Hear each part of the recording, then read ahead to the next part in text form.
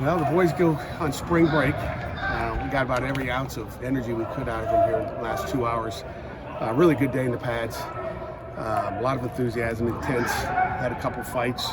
Got to teach them how we fight. You know, there's always going to be a fight in practice, and they talk a little bit, but usually it's like one-on-one. We can't have guys jumping in, so it was intense. And then they love each other up afterwards, so it's awesome. You know, you just love the way they compete. When you're competing, you're going to have some of that. So that's good. Questions? What's the technique on teaching fights? Technique. What do you teach? The teaching is there's going to be a fight in practice, and we had ACC officials today, so we got the flags and everything, which is good. We got to teach them how to do that. But you know, if it's one-on-one, nobody jumps in on it. You know what I'm saying? Then it becomes out of control. Two guys, if they do get in a little fight, it lasts about 10 seconds. Everybody's exhausted. Okay, let them get exhausted real quick. Don't let anybody else get exhausted. So we just put them on the line. Well, then the teaching after that, Gary, is they ran about 8 gassers afterwards, so they didn't like that too much. So we added a little time to it, so we're a little late today, but probably the last time it'll happen because, you know, immediately you take care of it and you shouldn't have any problems. Can you add some names to that little story? Nah. No names. Who are the scrappiest guys no out names. there? They're all scrappy. Trust me. As a former, can you relate to that now? Like when you can remember feeling that way or getting into it in practice? Yeah, I remember. I'm kind of getting old. I don't remember those, but there's always those little scraps you call them, but you know, it's just how you deal with them. So it's going to happen. I mean, you're out there. They're all competing. Everybody wants to show what they've got and make plays, and you got to have it in practice because it's going to happen in the game. You know, someone talks, someone taunts you. What are you going to do? You know, in a game, you have to let it go. Let's take 15 and go. In practice, you're like, coach, it's not a game. Well, it is a game. You know, so we're going to try to teach, you know, those game lessons. So from an energy standpoint, you don't want to see that, but you like the fact that it's that spirit, it's that competitive. Oh yeah, you like it. You know, we had kind of a bet in the coach's locker room about how many we were going to have today. We only had really one, so it was good. So you know, I think the under/over was like 3. So You always have one on the first day of pads? always. Mm-hmm. Yeah. With the way you ask your corners to play, how physical, do you encourage those guys to try and get, not necessarily in practice, but in general, games or practice, you encourage those guys to try and get under a receiver's skin a little bit, just with how physical they play? Yeah, I mean, yeah, I mean, there's always that part of the game. You know whose head you can get into and whose head you can't. You know, so you don't waste your time on someone that doesn't matter. But you know, that definitely happens in games. Period. You got to learn how to control yourself. After 1 week, 3 practices, what have you seen out of the quarterbacks? What has Frank told you his observations of the quarterbacks? You know, I won't get into it. It's really too early. One day in pads, we got to watch this one. I mean, playing in your shorts and all that is one thing, but you know, I'm really, you know, Nick and Keaton have both looked well. I like what I've seen out of both of them, and again, it's going to be a battle. I feel like we got 2 quarterbacks that we win with right now. Maybe you got 3. We'll see. We watched the tape today, and you know, it's a work in progress. It's a, you know, totally new offense.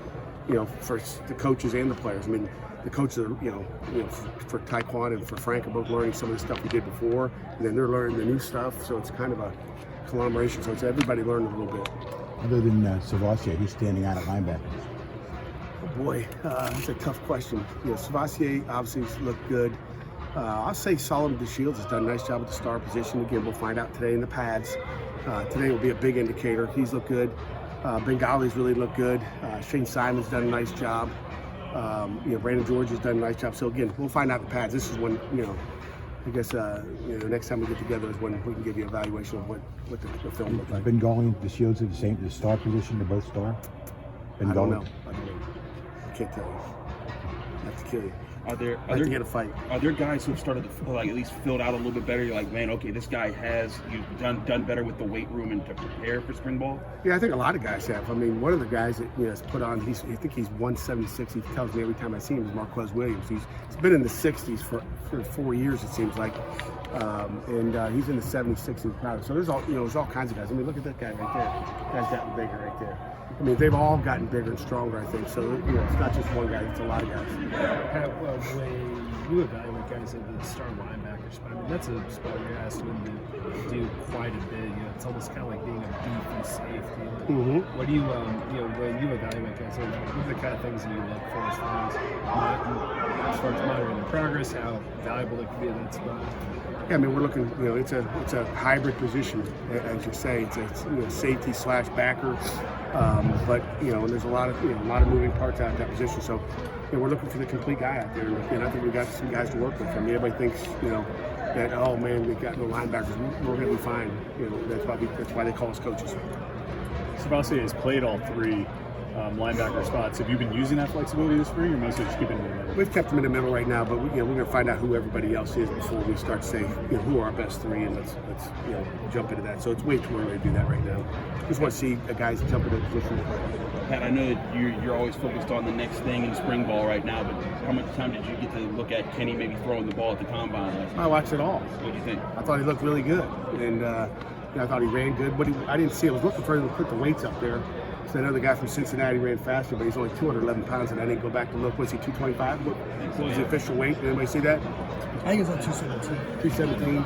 But I thought he ran really well. I thought he threw the well. I thought threw the ball well. I thought he looked awesome. We're going to see Pro Day on the 21st, so we'll see it live and in person. But I thought he did well. Last thing. Today was Coach Junko's last practice. 54 years. Coach Junko's retiring. Him and Judy are going to ride off into the sunset, and he said he's got to go to work. He said he hadn't worked for 54 years. He's now going to have an opportunity to go home, and Judy's going to have that honeydew list for him. But he's impacted every one of our players on this team. Everybody that's here, Coach Junko's touched, and he's awesome. We wish him luck, and we're going to miss him, but I'm sure he'll still be around. He told me he gets his workout every day.